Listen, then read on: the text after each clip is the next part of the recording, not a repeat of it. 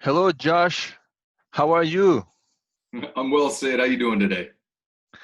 I'm so excited to speak to you because every time I speak to you, I feel like I had a couple of Red Bulls and a espresso shot, and I get good energy. Even if I'm tired, I'm like, boom, pumped. And I think the listeners would equally be pumped to hear your story. It's a story that it has a happy ending, not ending, but like happy, like flow to it. And We're not it's a doing too fascinating bad story. thus far, right? Not doing too Yeah, bad thus far. yeah. So, Well, uh, thank you for Josh, thank you for inviting me, and I'm glad that that I can provide you some motivation. It comes from a steady stream of coffee.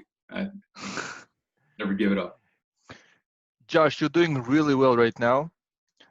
You support two customers as a Salesforce consultant, and hopefully you'll find more customers. Hopefully you'll be hiring some team members soon. But this hasn't always been the case. Just 3 years ago, you had declared bankruptcy.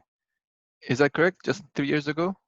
Right, right. Late 2017, shut my first major company down, and ended up declaring bankruptcy from that. Yes, sir. So you were bankrupt, yeah, and you're very brave to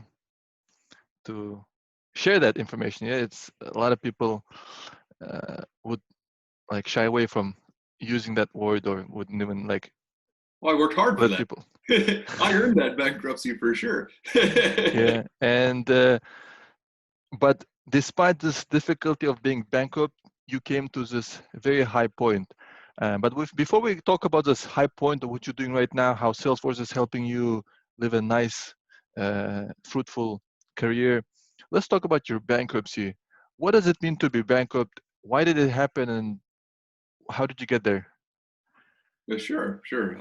Thank you for asking. Actually, um, the so my first venture, um, we did really good at building community, but the model was a bit anemic in the financial aspects. There just wasn't any profit in the model, and so we spent 5 years working hard. And I say we because I hired my employees, the folks that worked with me. It was a joint effort, and I think that was what we were really good at, was bringing people together and building a great community.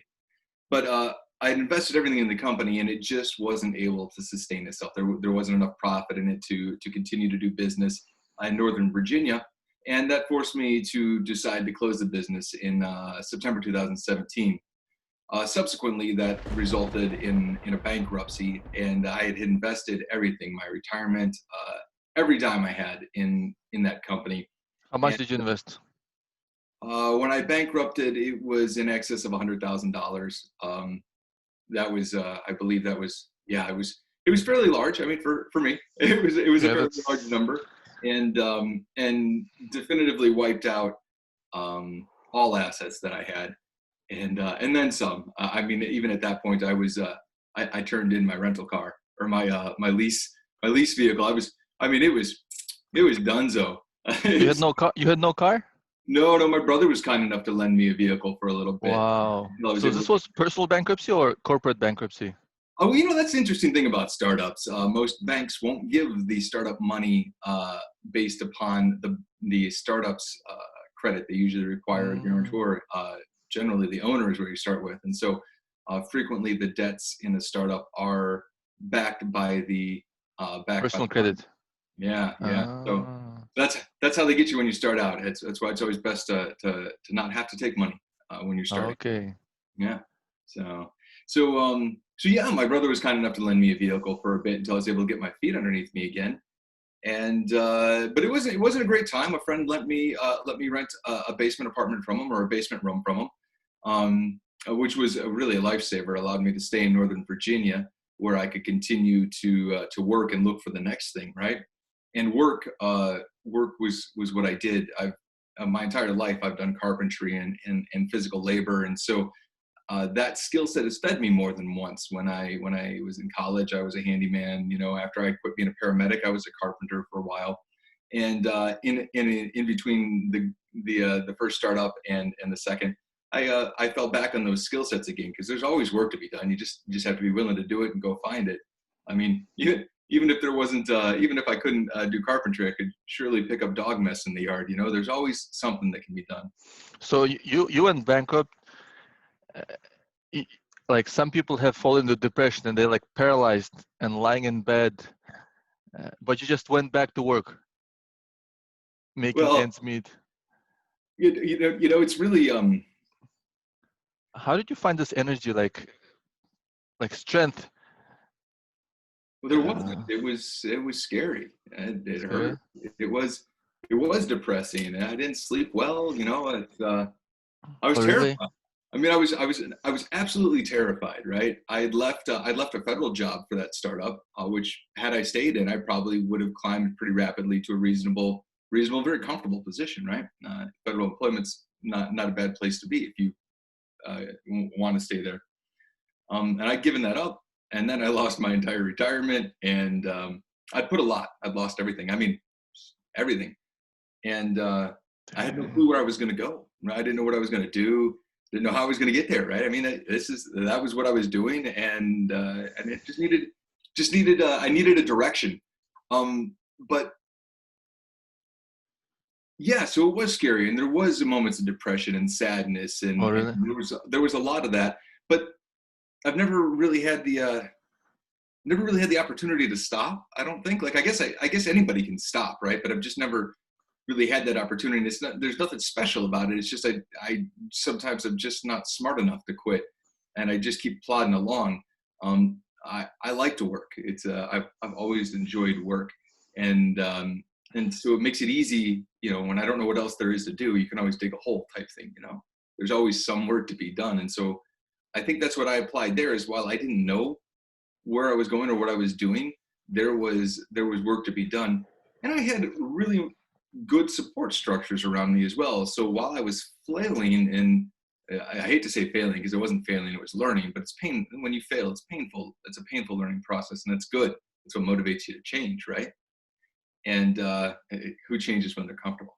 And so, but while I was going through that, I mean, Melani was there and was with me. I mean, she stuck by my side. My mentor was there the entire time. That relationship continued to grow, and there were many times where I borrowed both of their confidence in me to continue to plod on. I mean, if you're ever lacking in confidence, you can always call your mother, and your mother will always believe in you, right? And so I drew heavily from the people around me and those people in my life that had always been there, and I borrowed from their confidence, and just, I don't want to say had faith, but kind of had faith. Like, I knew as long as I kept doing that thing, as long as you keep pushing ahead, eventually something's going to change. It's either going to get better or worse, and all I could really do is control how I reacted and how I acted outwardly. And sometimes I didn't act so well. I mean, sometimes I had temper tantrums and made fool decisions. But generally speaking, I pushed forward and worked. And that's how I found my way back in to the next thing. Was I was doing anything. I remodeled an outdoor porch for a friend of mine and turned it into an indoor porch for him. And, it's one of his favorite rooms in his house now. He loves to sleep, and he still texts me regularly about how much he likes his porch. And then I was also out on TaskRabbit looking for opportunities. I mean, anything, right? And at the same time, I was studying Kali Linux. I thought that maybe my background as a counterintelligence agent and in security could go with what I'd learned about IT during the course of owning my own business. Because I'd built my own web solutions. I built some of our other I tried to automate business processes via web pages and web services. And so I thought maybe that could play well together if I could learn how to use the pen testing tools. Maybe I could work my way into an IT job that utilized those other skill sets that I'd already had. And so I was out looking for work, and TaskRabbit, a TaskRabbit job came through. I only ever got one TaskRabbit job, by the way, and I think they took more of it than I got out of it. And it was like $75 to go to chop out a tree stump. Well, I had shovels and a chainsaw and an axe. I mean, of course I'll take out a tree stump. I was like, this is a great opportunity. It was $75. That's a seventh of the way to my rent. And so I got out there, and I was driving at the time. It was before I had to turn the lease in, right? I was driving a tiny little smart car, one of the 2000, one of the current model smart cars, so the bubbly looking one, not the tiny one. I had to lay down the seats in the front, lay the shovels across it diagonally so that I could get all the tools in.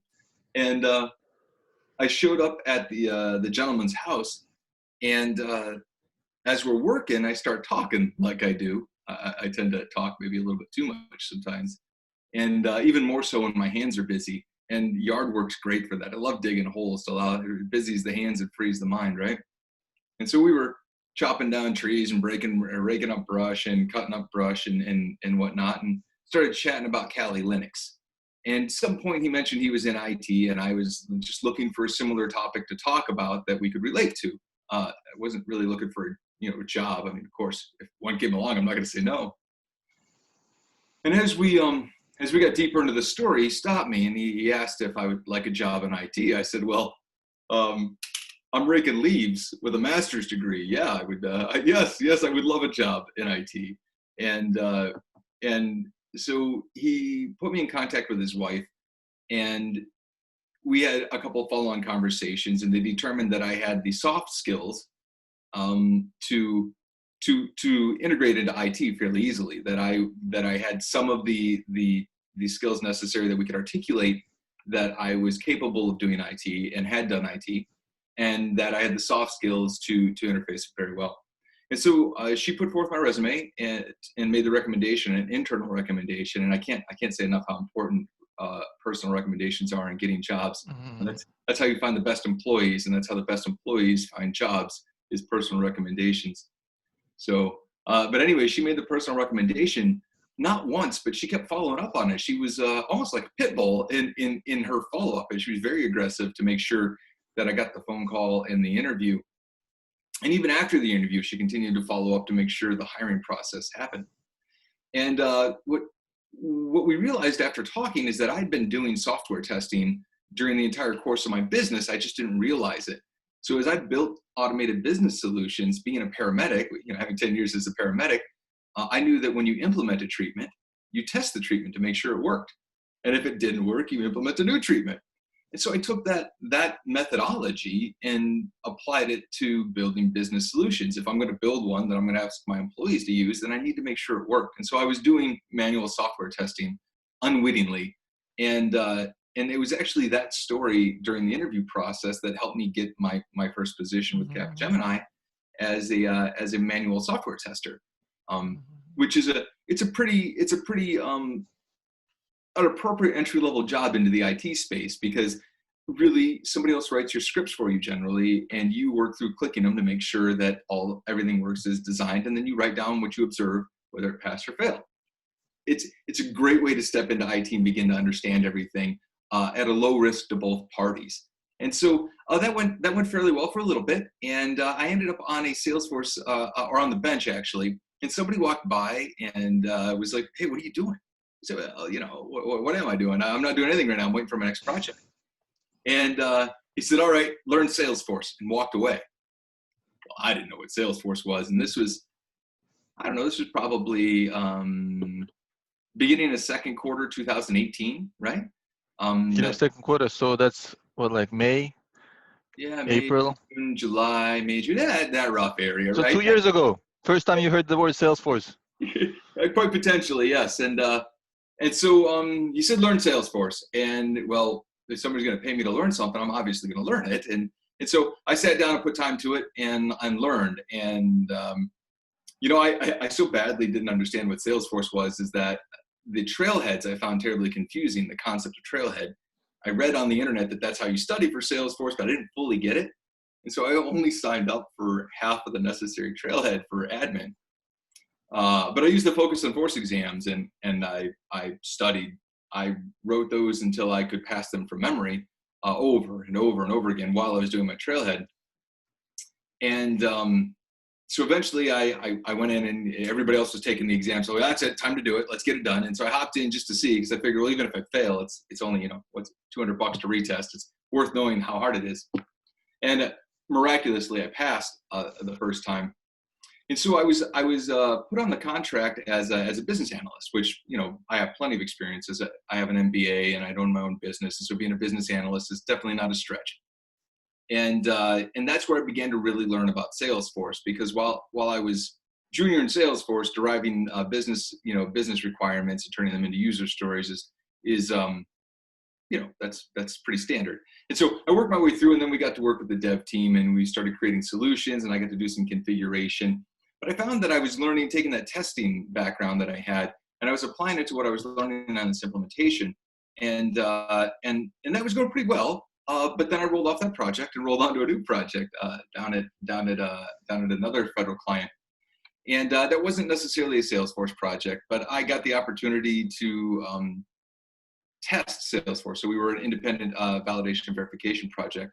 And so I was testing Salesforce and teaching myself robotic process automation on the side, because that federal client had a lot of manual processes that could be automated using things like macros, because everybody in the federal government has Microsoft. So anyways, while I was doing that, I also taught myself Selenium IDE and began doing automation testing on the front end of Salesforce, on the UI of Salesforce. And if you've never tried to automate the testing of the Salesforce UI, super challenging. It's not easy. They use dynamic field locators, and that really does make a challenge. And then they use shadow DOMs on top of that. So using an automated IDE like Selenium, which is a record, it records your clicks and then goes back and repeats them. It took a while for me to learn, but I was able to build the automation scripts for my previous project. And that gave me the opportunity to be the test lead there for a bit. So that was going well, but I'm always on the lookout for an opportunity.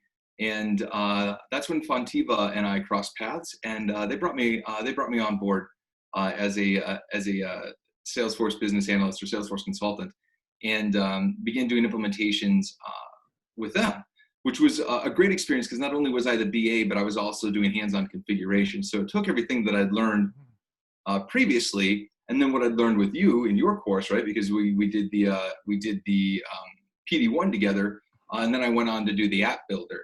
And having that hands-on experience doing the configuration makes so much more sense. It makes everything, it gels everything, gives you a framework, right? If you go straight into that PD1 and you've never interfaced with the declarative side of the system, it's ambiguous. It's hard to really understand what's going on, I think. So that hands-on configuration really helped me as I was learning the PD1 and the platform app builder. And those really helped me be better at my hands-on configuration, because I could keep things in mind, like, your SQL query limits and your DML limits and so on and so forth, where others might not be thinking about that when you're building your process builders and your flows and all your other automation that can, when they stack on top of each other, begin to bog down the system and air out. So anyways, that was going fairly well. COVID hit, so fairly recently. And one of my old clients had reached out through a previous employer and asked for me to return. And I was able to use that request and negotiate a subcontract rather than going back as a W-2.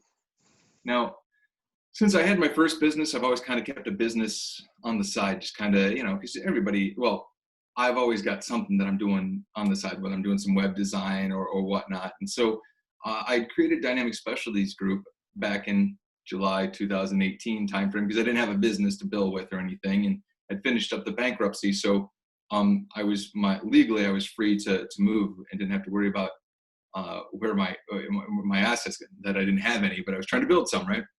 And so I built DSG, but I wasn't able to land any contracts with it. So I just kind of kept it sitting around and did web design with it. But having the business ready to go, having it cleared already for federal contracting, having my SDVOSB set aside, my 8A set aside, or my 8A certification already made and completed, was very opportune, because as when Capgemini came back and asked for if I was interested, I was able to rapidly pivot and say, yes, I am interested, but I will only do it, I would only consider it under these terms. And we were able to reach a mutual agreement to hire Dynamic Specialties Group back. And Dynamic Specialties Group would provide Joshua to the contract. So during that process, I was able to negotiate one or two more contracts. And so now I'm kind of, I'm diversified. I have a federal contract that I'm staffing, and I have a couple of side contracts where I continue to provide support on a few hours a week. as a subcontractor. So Wow, Josh, eh, when you were bankrupt 2.5 years ago versus where you are right now, could you have ever imagined that this is what's awaiting you? no, I couldn't actually. Right? I had no idea. And still even today it's a little mind-boggling, right? Like what's happening right now, and there's just a lot. It's a lot. I'm very thankful for it. I'm very grateful, and yeah, amazed on a regular basis. That's for Yeah, sure. when I hear the story about you doing something, then being bankrupt, living in the basement, you have no car, had to borrow. Your brother was kind to give you a car, and you were like cutting bushes, cutting grass. It reminds me of the Pursuit of Happiness story. And in the Pursuit of Happiness, the main character, Will Smith, he ran into a guy on the street, right? And was doing this like puzzles, and he impressed the guy a lot. And that guy gave me a chance, gave him an interview. And you were cutting grass and caught Yeah. the attention of of someone from Capgemini, and they gave you a chance. Well, and that's what it's not. It's about the people around me, right? That have been so kind to extend a hand and help, um, give me an opportunity to do well and be successful. And I think that's what's really important about this is, sure, I showed up and did work, but really I just showed up, and there were kind people there that were willing to support somebody who showed up. And so while I'm enjoying the benefits of it, it's it's a shared success. It really is. People like yourself. I mean, you and I talked before you allowed me to enter your class, and and I think that's wise, because what you have is value, and you want valuable, and what you wanted to make sure was that Mhm. I was going to treat that value appropriately, and that I was worth investing time in. And yeah, I think that's important to keep in mind. It's it's amazing that what if you that day, for example, you didn't take that TaskRabbit, uh, and or maybe they were busy that day. Maybe you didn't talk to them, or like, or what if they were in a bad mood? Imagine how different your life could have been, right? Right? Uh, Good or bad. And that's the thing, having attachment to the outcome can be a little bit devastating. But yeah, I could have walked out. Maybe they had a bad day, and I could have walked out and ran into the next person, the next yeah, opportunity. For every yeah. door that closes, another opens, and I believe. But what I think what defining quality you have is that you you you work hard. Yeah. I've seen you in my class, and like now I'm listening to your story. Like you always working, right? Like building the porch. You're not shy to manual Mm, labor, um, and then once you were at Capgemini, you again kept working really hard. You had no idea what is Salesforce, but you just dove into it 120% and squeezed every single knowledge out of that first project, second project, and you just work really hard, right? I think, is that do you think that's one of your mm, our strongest greatest peaks sides? are our deepest valleys, right? And so, yes, I believe my work ethic is one of my greatest strengths. It's also one of my biggest drawbacks. I don't know how to relax. I don't know how to have fun necessarily. And so I do have to remember that it's that's an important factor. I mean, because I'll work till I burn out, spend a weekend sleeping and pick back up. But when I get to the end, right, what's going to be there? It's important to remember to also have the ability to relax. I think there's a balance there. I'm not really good at the balancing act yet. I'm I, trying.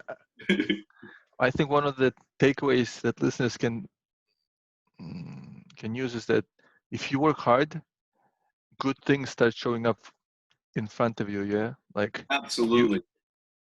you were at the Department of Agriculture, I think, right? You were working hard, like you were really trying to help the customer, and they remembered you after like I don't know, like 1 year or like after so much period, they still remembered you. Like, bring us back, Josh. Want to work with him? That was and that was very fortunate. I mean, they were very kind. They were very kind to me on that project, and it was very kind for them to invite me back. I was very fortunate, but you're right. Hard work matters. And I think, I kind of say, when you start putting it out to the universe and you tell the universe you're ready, you show the universe ready. You can tell the universe anything all day long. Anybody can say anything, but when you show the universe you're ready through your actions, it'll send you what you need. And that sounds a little esoteric and a little hard to wrap your bean around sometimes, maybe even magical. But the fact of the matter is you do the actions, you go through the steps, you spend the money, you spend the time, and it comes back to you. You know what I mean? And that's been my experience to date. And I don't want to say that's universal, but I feel like it might be universal. So one strength you have is working hard.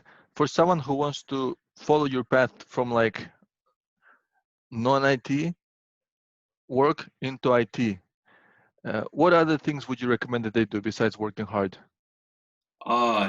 Be an is a rabid consumer of education. I mean, just learn. Bill Gates, how many books does he read a week?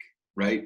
I mean, everybody says if you want to be successful, read, consume information. Well, I was entering a brand new industry, right? So to believe that I knew anything about the industry would be foolhardy.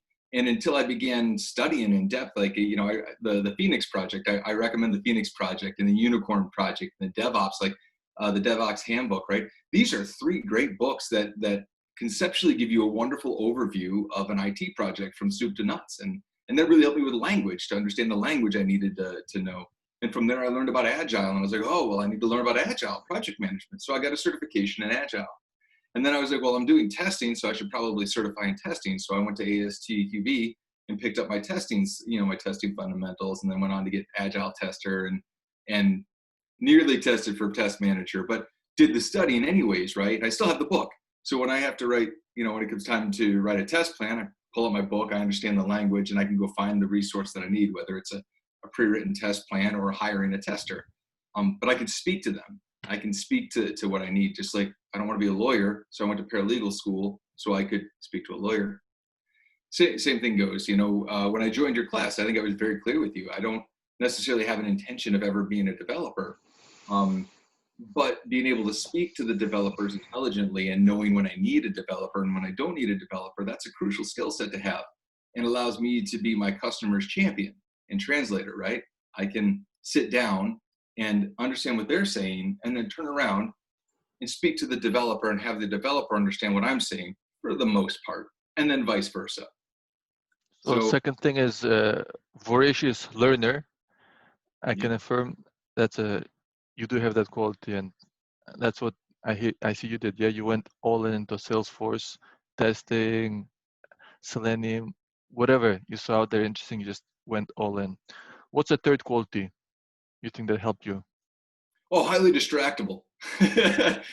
No, I think the hard work and the perseverance go together. Really, right? I think they're hand in hand.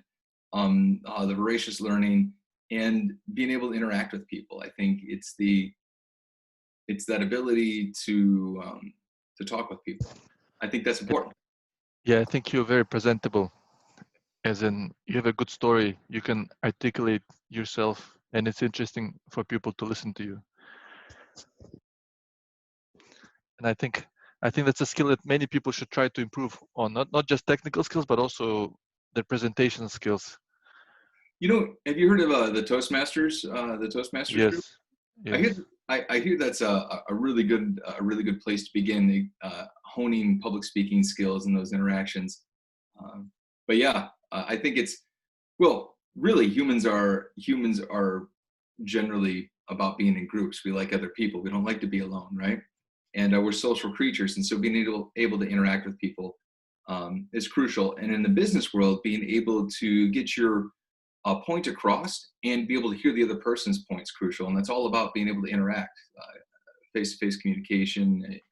So why is your communication skills so good, you think? Is it because from your business experience where you have to deal with a lot of customers, like angry customers, people who want some refunds? I'll really give the credit to my dad. Every time he goes to the store to buy a gallon of milk, he'll come home 4 hours later. We like to call him the mayor. He knows everybody, he talks to everybody. And so I had really good role models growing up, right? and they did me some favors growing up too. They put me in Boy Scouts at, second grade. And that was an amazing experience. I stayed in scouting all the way through 12th grade and got my Eagle out of it. And Cool. that's in no small that's no small part in my ability to do some of the things I do. And I don't even think about them, because at this point they're just habits that were ingrained early enough that I never really challenged them. So I think these three qualities of yours have helped you get your first IT job. Yeah. For example, you were studying Kali Linux. You were out of a job, but I don't know where you get this idea of Kali Linux. Like first time I heard about it is from you, but you still kept studying, learning, and like sharing your passion with others. And then you met someone who shares a passion for IT, and they're like, "Oh, this guy is passionate. Maybe we can just teach him something, and then he'll be a very very good professional." And so when you got your first offer, yeah, you got a good Wow. offer, right? At That was Capgemini. that was an emotional day. Not only did I get an offer, I got an offer at a number I'd set as a long-time goal for myself in my head, in my mind. So coming out of that position and hitting that six-figure number, I cried. When I read the letter, I cried. I yelped first. I think I yelped or screamed. My heart raced. I feel a little bit of a tear come to my eyes. I think about it. It was a very emotional moment. You gotta imagine. Because the bankruptcy doesn't, like when you declare bankruptcy, it takes months and months to go through, right? And up until that point, very recently, I'd been getting beat up by bill collectors, just being told how horrible a person I was. It's not a fun place to be. And then to have the opportunity to be able to get back up. That's and so close to a goal I'd set that in my mind, that goal was a far off goal that was a long time away yet, that I had. Like how far? Like 2025 or something? I was, I really didn't know, because I'd never broken that number before, right? And here I was sitting at the bottom going, oh no, how am I going to, it used to be like just barely out of reach. But then when you get down to the bottom, it's like, you're trying it. You just can't. And I was going the opposite direction. So, when they were kind enough to, when they made their offer, it was a very emotional moment. There was so much. I got up and ran around the house, and it was a call. I called my family, called my friends, and it was a great opportunity. It really was life changing, for sure. Because it was looking pretty bleak there for a little bit, I'll tell you. Yeah, probably if your business was going out of business, you probably weren't receiving a salary, or like a very little salary, right? No, well, that's one of my points of pride, is that I never missed a payroll for my employees. But for yourself, I mean. And in that, I did. For yourself too? Yeah, I gave up I didn't always pay myself. I always made sure that my employees were paid, and that was, like I said, that was one of my points of pride in the business, is that I was able to make the people whole. Yes, that's what I'm saying. Like from being like paid very little, and then you're getting six-figure salary. I think it was humongous. It was humongous. Yeah, it really was life changing. Like I said, life changing. It was the start of back up the hill, That was the first time you ever made a six-figure salary? Yeah, that was. How old were you? But that was 2018, 37. I was 37. 37. Oh, just 2 years ago. Cool. Just 2 years ago. So congratulations. That's amazing. What a turnaround, really. Like bankruptcy to six figures within like 6 months, right? Yeah. When you say it like that, it sounds really simple when it's summarized like that. Yeah, there was but yeah, that was a fair turnaround. That was a fair turnaround. That's amazing. Like even getting a six-figure salary without bankruptcy, like from a regular job to six-figure salary, that's amazing. But from like the rock bottom, like net worth 0 maybe, right? Less. Boom. Yeah, it was it was something. But again, only part of it's mine. I had a lot of good folks that were kind enough to lend a hand, and that's really important to remember. That's really important to remember. It's about the people that help you get there, for sure. That's amazing. That's amazing story. One of the other, you're a hero for me for like plodding through and persevering and getting out of this difficult situation. Another hero for me is your fiancé, Melani, for having stuck with you, believe in you, and support you because um, That's because not easy. That's not easy. I mean, just right? first off, as a person, I'm not the easiest person to live with all the time, right? And when somebody's going through an event like that, it doesn't make them easier, generally speaking. When you're under stress and a lot of anxiety Yeah, and because you probably would felt bad about yourself, and maybe you thought maybe you're giving up. Like if you don't see the future, you're like, am I worth her? Am I taking away? right. Like right? Did you have such feelings? But yeah. I mean, it was an emotional roller coaster. I mean, self doubt, self worth, all of those things Yes. always called into question. I mean, if I think many folks have challenges with that on a daily basis. I know I continue to struggle with self doubt and self worth on a Yes. daily basis. And I take steps to continue to remind myself and build those shores or those foundations. But yeah, when you're getting kicked in the gut, sometimes it's hard to remember that you're worth it. And so So I it was think very kind. Yeah, Melanie deserves applause as well for absolutely. supporting you, being there with you through this process. She like sticking with you. And she's phenomenal, and she's gone a long way to continue to support, and herself has put forth a great deal of effort in personal development as well, uh, and super impressive person as well. I think it's important about that you've ever heard the old saying, the three closest, or three people you spend the most time with are the ones you'll be like, right? That goes for your spouse, right? So the person you live with, the person that you share the most with, it's important to pay attention who you choose because they'll rub off on you, good and bad. So Another very interesting thing I notice about you that I don't notice from a lot of people is that you have coaches, you have mentors, and you yeah, yeah. I read a I can you read a talk book. about this? I read a book, right?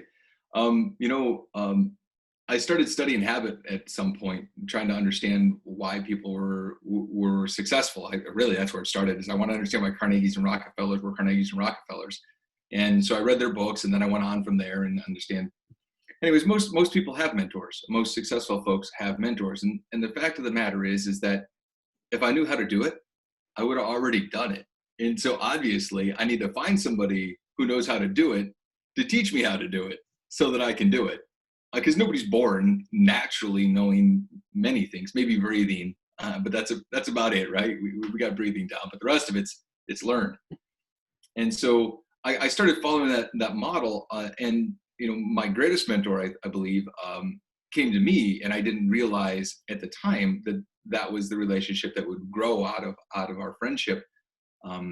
And to this day, continues to be somebody that I look up to and provides guidance and helps with my personal development significantly.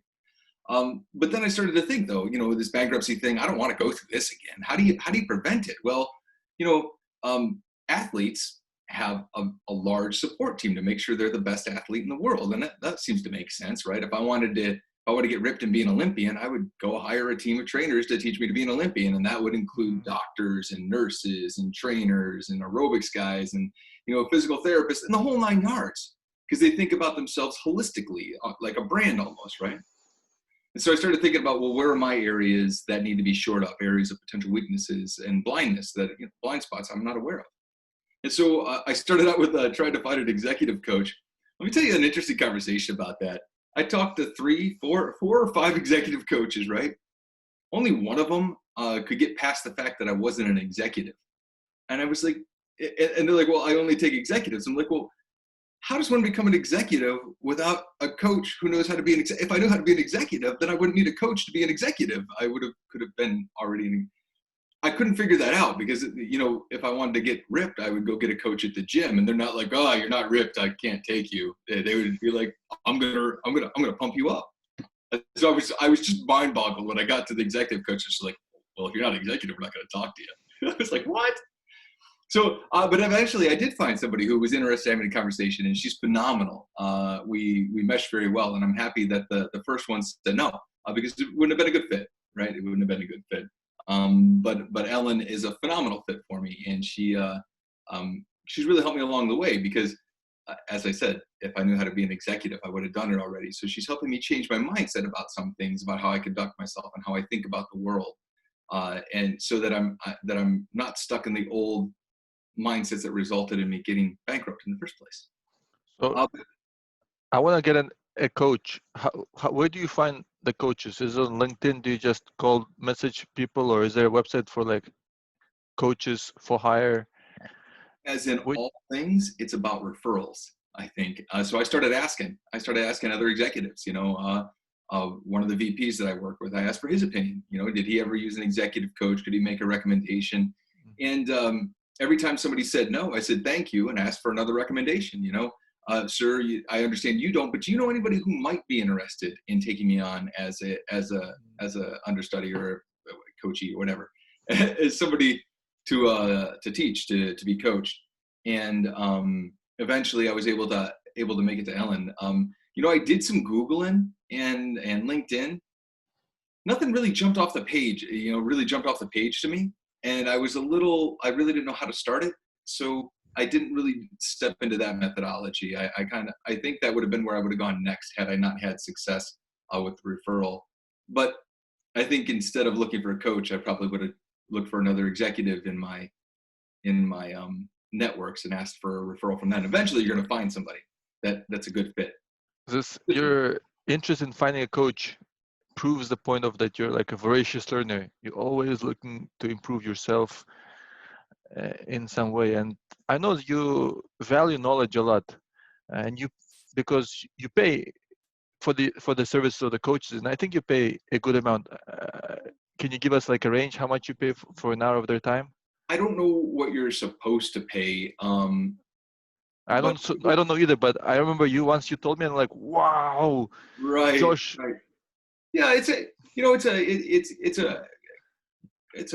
fair way to call it, $300-400 an hour. I think that's amazing, right? $300-400 an hour, and just recently came out of bankruptcy, and now you're like spending so much money, but that's amazing. Like you have Josh to. said, You have to. I think. And with the value is why those a couple hours are so expensive is because they're consolidated, and I get the value of all of that experience brought down to a pinhead and focused and driven right at the heart of the problem. And it's like anything. If you want quality, I believe you have to pay for quality. And as I understand it, as it stands, that's a pretty good deal for what I'm getting. And in fact, it's important that as I grow, I continue to share that success with the people that help get there, right? And so that's important to give that kind of feedback to the people that helped you as well. So, but yeah, it's worth the investment. There was a book, You Can and You Are a Badass or something like that. It's this young lady, this author, she has a whole series of You're a Badass, and it's like 4 or 5 books, and she says, you know, you can make money and you're a badass too, or something like that. But in there, she was talking about how she was like this failing artist living in New York City, just having a rough time of it, right?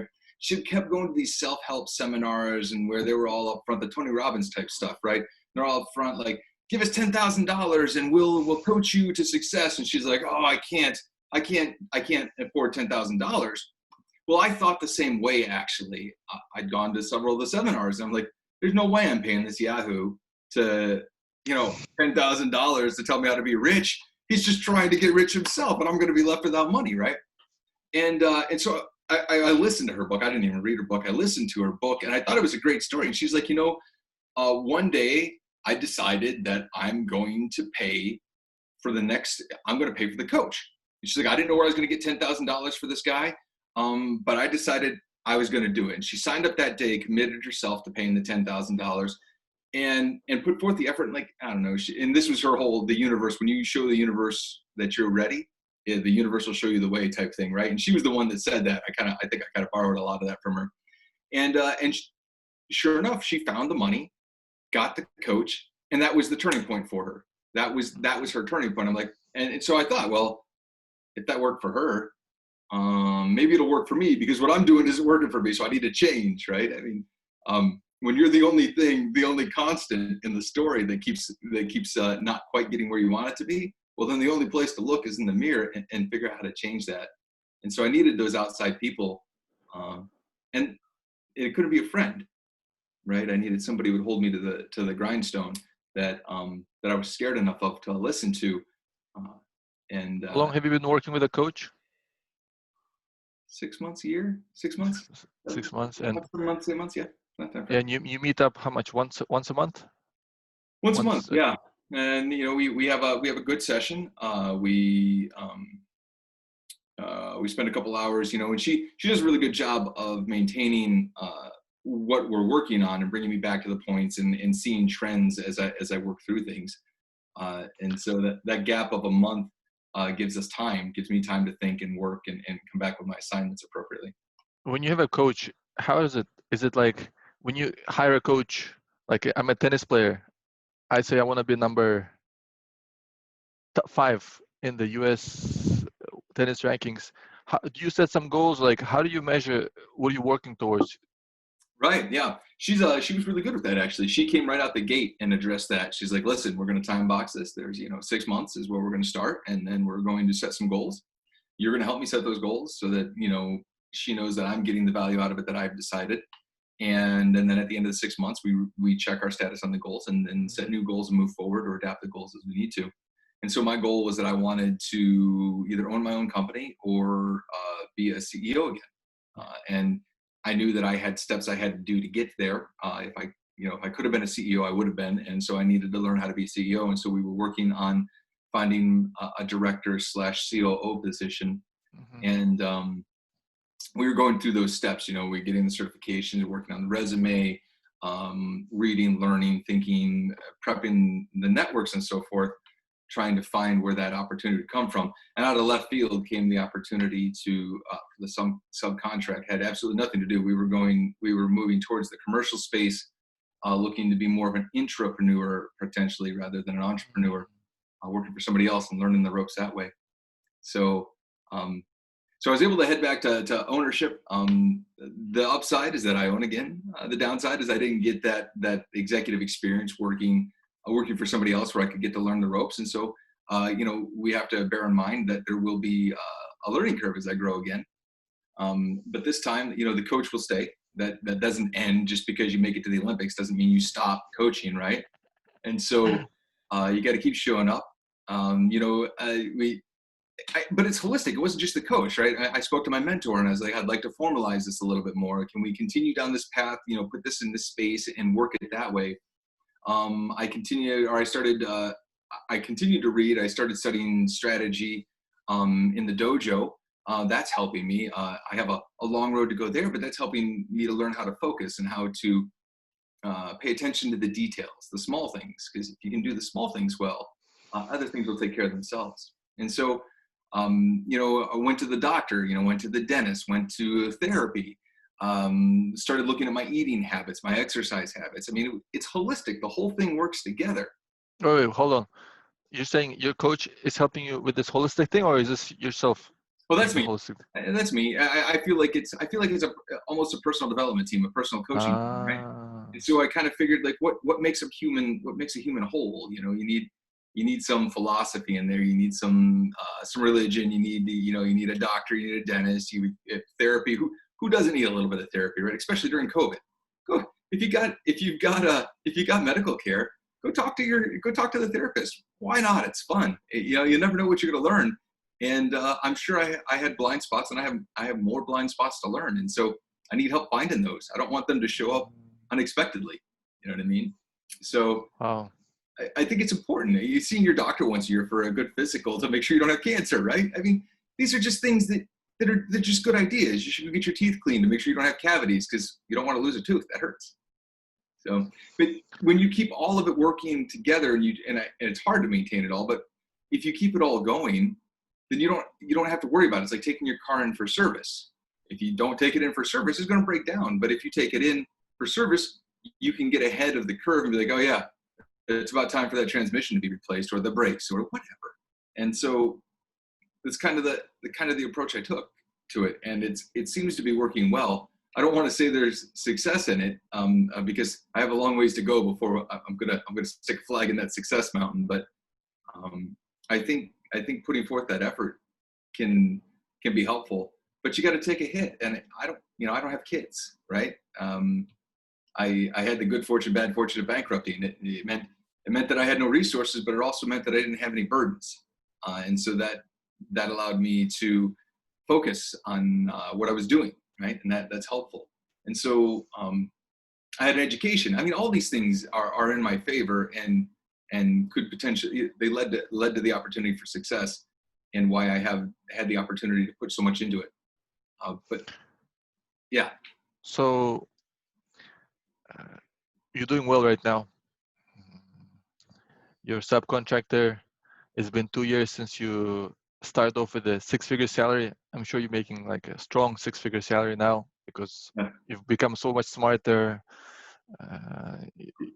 Who makes anything when they own a company, right? It's those resources, everything that goes back to as much as we can goes back to the company, and to prepare it to grow. Yeah, but it's your company. That's true. So you've grown a lot in the 2 years, yeah? You went from like bankruptcy, then 6-figure salary, and now you're your own boss. Where do you see yourself going further? Let's say in the next 2 years. Well, based upon the track record, we peaked, we valleyed, we peaked. In the other 2 years, we should have a deep valley. We'll figure it out from there, right? Honestly, I don't know. I think right now what I'm focused on is growing Dynamic Specialties Group, which is just in its infancy stage. I mean, we're 3 minutes from birth right now, and it's got a long road ahead. We're not even sure how long it's going to go. It shows good signs. It's not doing too bad, but there's a lot of time, so there's a fair amount of work ahead, and I would really like to build the company that's focused on the people. I've long loved the Zappos model.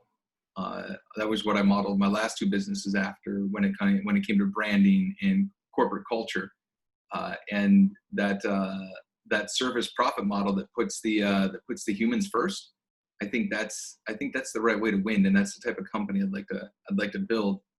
And so while I do have to focus on generating profits to get it alive, so that I can attract people and hire people and retain people, I want to see if I can't do it with that human mindset first. I mean, profits they come if you take care of your people, right? And that's kind of how I see it. As a leader, that's your ultimate responsibility, is to serve your people. So, anyways, tell us about Dynamic Specialties Groups. Maybe there'll be some people who are listening right now and want to partner with you. What services do you offer? Sure.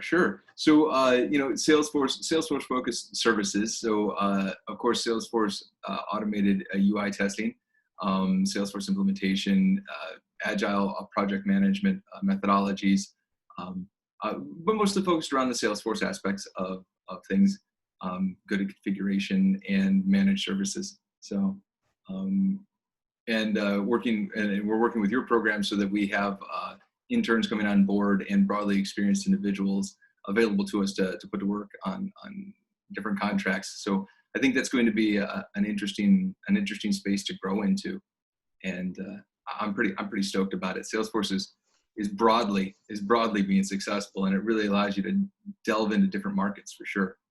Yeah, I highly recommend Josh's services.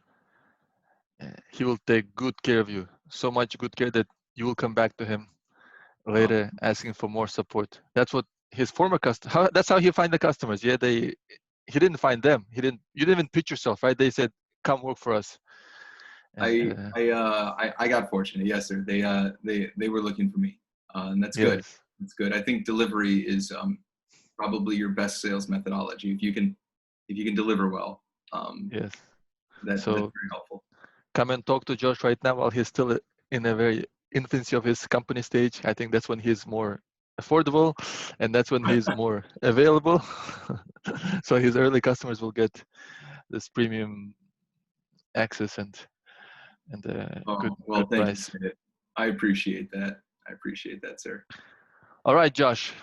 Thank you so much for sharing your story. This is you were very honest with numbers, with your situations, emotional state, and this is a fascinating story. And I hope many people will find energy in this, especially maybe right now around coronavirus. A lot of people are losing jobs, and maybe they're just feeling like Yeah, it's at the rock bottom.